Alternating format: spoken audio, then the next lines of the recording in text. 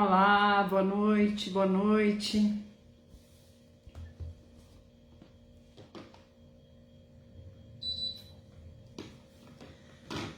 Tivemos um probleminha técnico. Enfim, estamos conseguindo entrar só agora. Pedindo desculpas. Não sei se todos conseguiram entrar, mas sim. Essas coisas acontecem com a gente. Boa noite, Vaneide, nossa administradora. Seja bem-vinda. Tive problema aqui. Adalgisa, boa noite. Boa noite. Tive problema aqui. Problema técnico. Mas vamos iniciando com uma mensagem que eu separei para nós do livro Palavras de Vida Eterna, do Chico Xavier, pelo Espírito Emmanuel, que nos fala vencer o mal. Não te deixes vencer pelo mal, mas vence o mal com o bem. Isso disse Paulo em Romanos 12, 21. Comumente empregamos a expressão guerrear o mal, como se bastassem nossas atitudes mais fortes para exterminá-lo e vencê-lo. Sem dúvida, semelhante conceituação não é de todo imprópria, porque em muitas circunstâncias, para limitá-lo, não podemos dispensar vigilância e firmeza. Ainda assim, muitas vezes, zurzindo-lhe as manifestações com violência, criamos outros males a se expressarem através de feridas que apenas o bálsamo do tempo consegue cicatrizar. O apóstolo, contudo, é claro na fórmula precisa ao verdadeiro triunfo. Não te deixes vencer pelo mal, mas vence o mal com o bem. Perseguir quase sempre é fomentar. O melhor processo de extinguir a calúnia e a maledicência é confiar nosso próprio verbo à desculpa e à bondade. O recurso mais eficiente contra a preguiça é o nosso exemplo firme no trabalho constante. O meio mais seguro de reajustar aqueles que desajudam ao próximo é ajudar incessantemente. O remédio contra a maldição é a bênção. Os antídotos para o veneno da injúria são a paz do silêncio e o socorro da prece. Por isso mesmo, Jesus ensinou: amai os vossos inimigos, bendizei os que vos maldizem, orai por aqueles que vos maltratam e caluniam, perdoai 70 vezes 7, ofertai amor aos que vos odeiam. Podemos, pois, muitas vezes, combater o mal para circunscrever-lhe a órbita de ação, mas a única maneira de alcançar a perfeita vitória sobre ele será sempre a nossa perfeita consagração ao bem irrestrito. Claro que nós sabemos que é difícil atualmente alguém nos maltratando, nos maldizendo. Não estamos ainda à altura do mestre, né? Mas a gente vai tentando, vai fazendo de conta que não viu, fazendo vista grossa. Vamos nesse momento já com as nossas águas, sejam todos bem-vindos. Com as nossas águas vamos elevar o pensamento ao Mestre Jesus, à nossa Mãe Santíssima, pedindo as bênçãos para todos nós. Vamos imaginar nesse momento Jesus na nossa frente, com as mãos estendidas para nós, e nós sabendo que ninguém vai ao Pai a não ser por Ele, vamos colocar em suas mãos os nossos sofrimentos, as nossas preocupações, nossas dores, especialmente aquelas que estão lá escondidinhas no fundo do nosso coração. Vamos colocar nas mãos dele, porque com certeza ele as levará ao Pai e nos trará o alívio, o conforto, o amparo de alguma forma. Amado Mestre, como eternos pedintes que somos, ainda te pedimos que ilumine cada lar de cada irmão em humanidade. Ilumine e abençoe todos aqueles que estão em sofrimento nos hospitais, nos asilos, nos orfanatos. Ó, Mestre amado, tende misericórdia de todos nós, ainda pequenos na evolução espiritual, tão distantes de Ti, mas querendo tanto acertar a cada dia um pouquinho mais. Por isso te convidamos, fique conosco em mais este Evangelho no Lar. Que assim seja. Hoje nós vamos falar do capítulo 2, o item 4, a realeza de Jesus. O reino de Jesus não é deste mundo, é o que todos compreendem. Mas também não há uma realeza na terra? O título de rei nem sempre exige o exercício do poder temporal.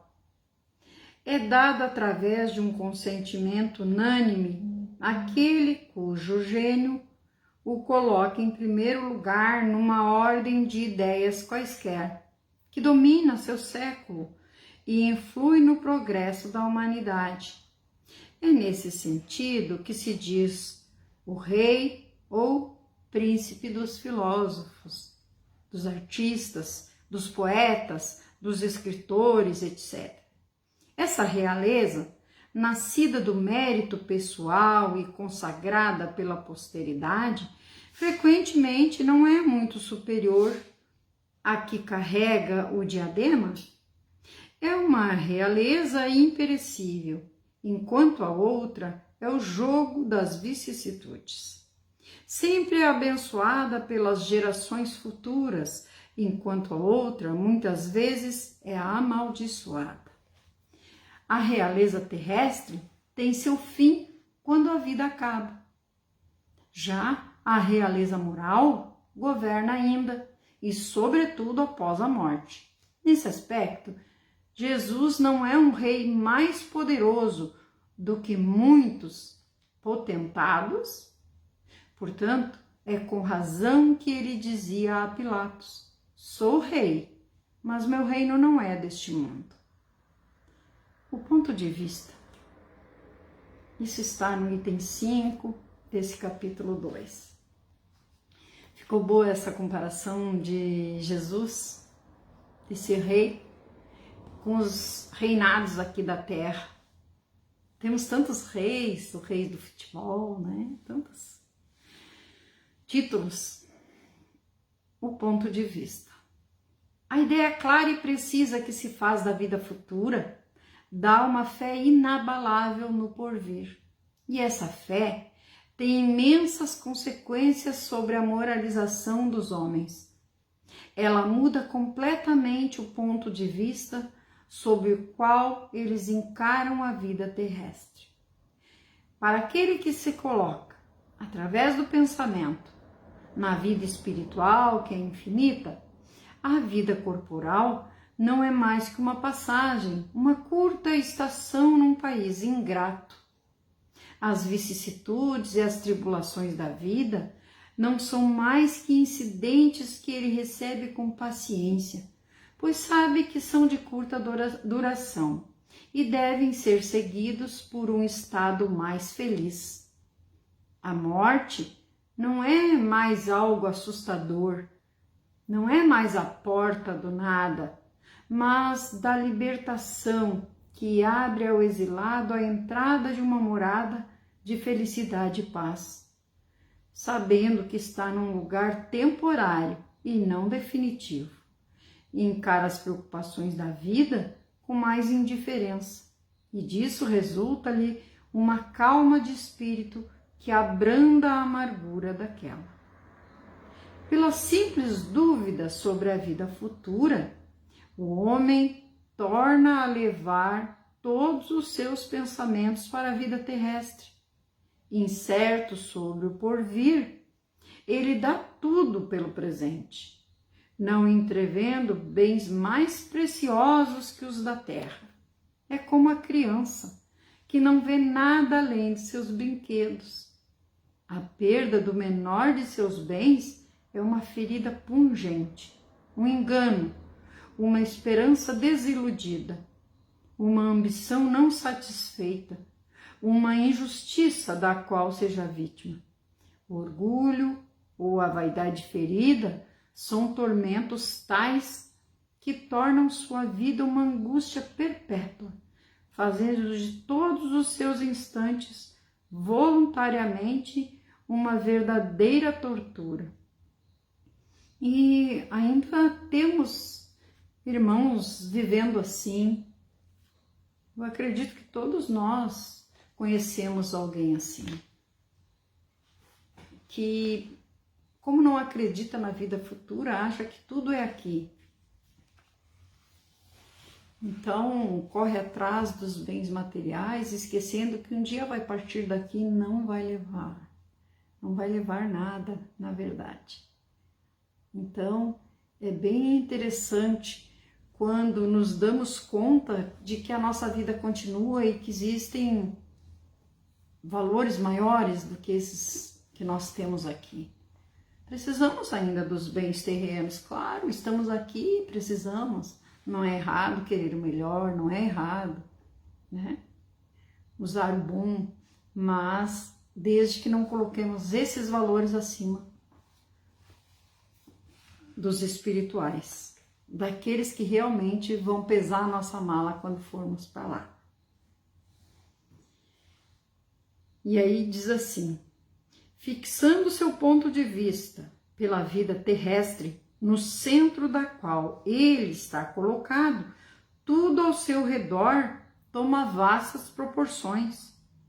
O mal que o atinge, como o bem que compete aos outros, tudo adquire aos seus olhos uma grande importância.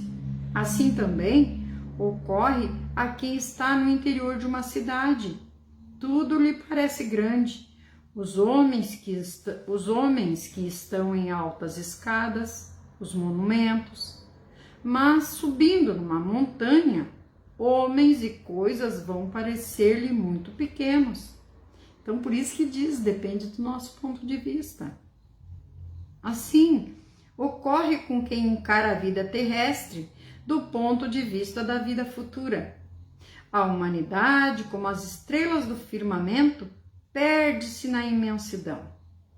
Ele, então, percebe que grandes e pequenos se confundem como formigas sobre um monte de terra, que proletários e patrões são da mesma estatura e lamenta estes efêmeros que se ocupam tanto em conquistar aqui um posto que os eleva tão pouco e que guardam por tão pouco tempo. É assim que a importância atribuída aos bens terrenos está sempre em razão inversa à fé na vida futura. Se todos pensassem desse modo, dir-se-ão, ninguém mais se ocuparia das coisas da terra. Tudo nela estaria em perigo. Não, o homem busca instintivamente seu bem-estar. E mesmo com a certeza de só estar por pouco tempo num lugar, ainda assim quer passar da melhor maneira, ou menos ruim possível.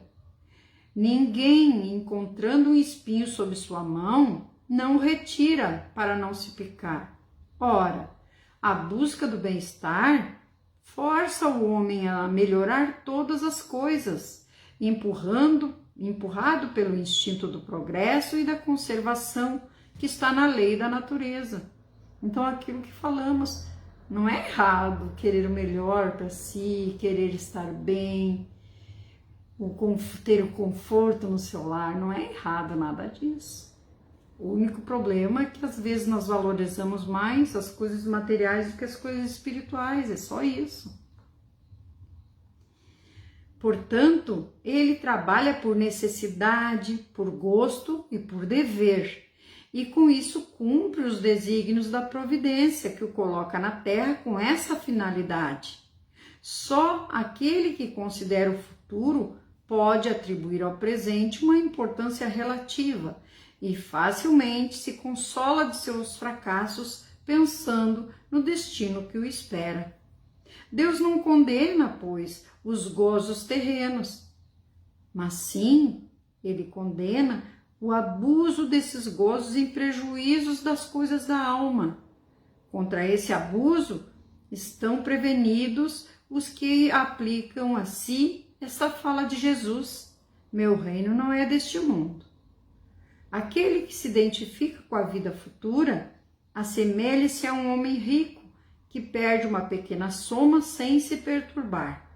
Aquele que concentra seus pensamentos na vida terrestre é como um homem pobre que perde tudo o que possui e se desespera. E quantos irmãos nossos que cometeram suicídio por perderem a fortuna? Quando acontece uma coisa que eles não têm entendimento, cometem o suicídio achando que vão terminar com o sofrimento e na verdade só terminam com o corpo físico.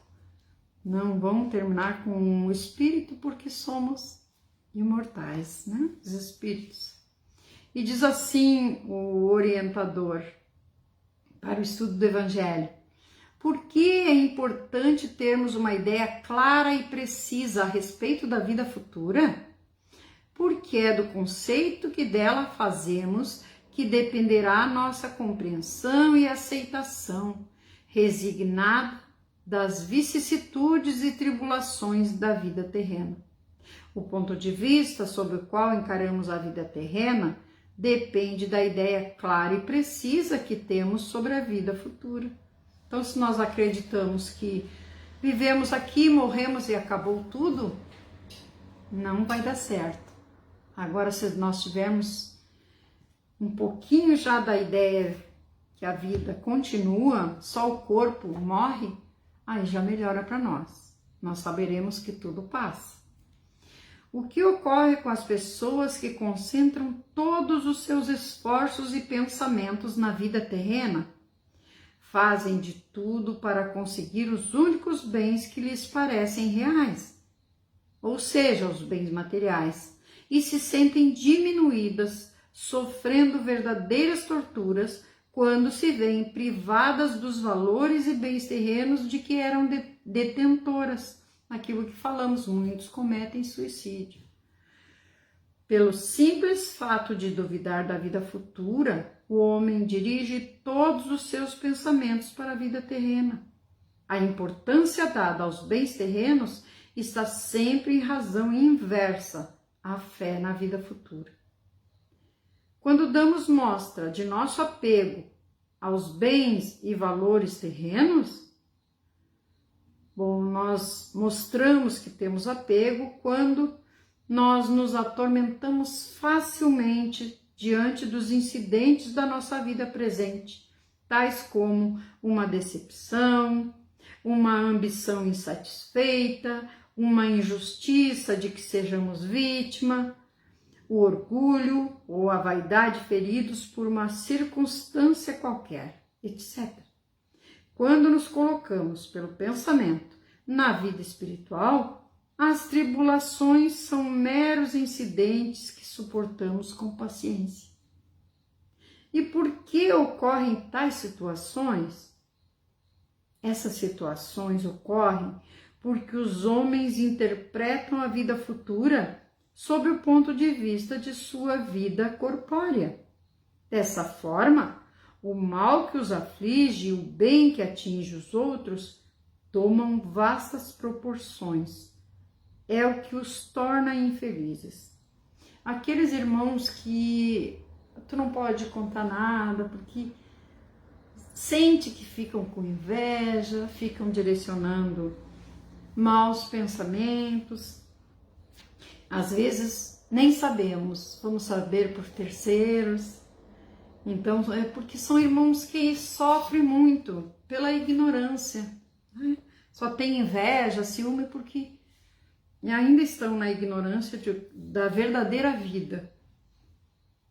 Aquele que se acha no interior de uma cidade, é aquilo que lemos no Evangelho, tudo lhe parece grande. Assim, os homens que ocupam as altas posições, como os monumentos. E o que sucede ao que encara a vida terrestre do ponto de vista da vida futura? Bom, percebe que os homens e as coisas são bem pequenos diante da imensidade, e os lugares e posses materiais conquistados são efêmeros, são passageiros, e pouco os elevarão espiritualmente. Percebe então que grandes e pequenos estão confundidos sobre um montículo de terra. Por que diz isso? Porque todos nós um dia partiremos daqui, rico ou pobre, branco ou preto, amarelo, não importa, bom e mal. Segue-se daí então que o homem deve suportar seus sofrimentos acomodado porque acredita na vida futura? Não é bem assim, pois a sua felicidade decorre do esforço que fizer hoje, por se melhorar, por melhorar o que estiver ao seu alcance e para aceitar com resignação o que não depende de si melhorar. O mérito depende de como o homem se comporta diante ou na carência dos bens materiais. Não nos cabe, pois, a deserção pela atitude contemplativa, e sim avançar confiante para o grande futuro. Isso nos disse Emmanuel no livro Pão Nosso. A crença na vida futura faz com que as pessoas se desinteressem pela vida material? Não. Os que creem na vida futura sabem que foram colocados na Terra pela providência divina e que devem, portanto, trabalhar para melhorar todas as coisas. Aquilo que falamos. Precisamos dos bens materiais, das coisas materiais para viver aqui. Então, por que não? É claro, o Pai admite isso. O Pai abençoa. À medida que a compreensão sobre a vida futura aumenta, de que modo as pessoas passam a encarar os bens terrenos? Bom, essas pessoas começam a encarar os bens terrenos como elementos que servem para contribuir ou facilitar o seu progresso moral. Embora não de modo essencial, passam a compreender que podem usufruí-los, sem, no entanto, deter a sua posse, e por isso mesmo não lhes dão tanta importância, procurando não se apegar a eles. Deus, conseguintemente, não condena os gozos terrenos, condena sim o abuso desses gozos em detrimento das coisas da alma. Então, quando nós sabemos que nós temos uma vida futura, sem esses bens materiais, é claro que nós não vamos nos apegar tanto, nós não vamos levar nada. Então, que possamos valorizar mais os nossos amores, dar passagem àqueles que ainda estão pequenos na caminhada, e assim vamos seguindo em frente.